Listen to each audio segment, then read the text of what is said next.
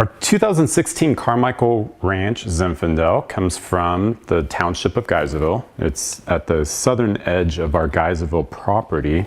The majority of the Geyserville vineyard is on an alluvial riverbed, whereas the blocks that make it into our Carmichael selection run more into the typical soil of Alexander Valley, which is clay, loam, pretty heavy soil, really dense, tough for the vines to grow through. So as a result, the finished wines that come off that piece of land have a very different acidity, completely different tannin structure, and really do make a wine that has great appeal as a young wine. So the tannins are really nicely integrated and surrounded by all that beautiful bramble fruit that you get from the Geyserville area.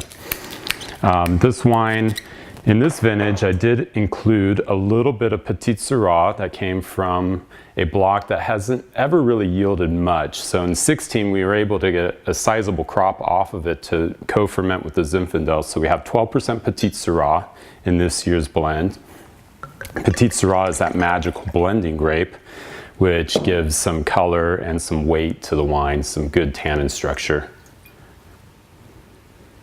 So there's the beautiful fruit. I mean, incredible kind of bramble, cherry, plum, even a little bit of kind of a nice sweet strawberry jam. So great appeal on the nose. And then that comes across on the palate with that same intensity of flavor. And then the nice kind of spice that Petit Syrah can contribute. So it's got a nice kind of fine-grained tannin structure. And then the clay of that soil also kind of lends a different acidity. So it's a bit softer. This is one wine where typically requires a bit of tartaric acid that will add to the fermenters to help kind of bring the acidity level up just a notch. It's not much that's added, but just enough to give the wine a liveliness.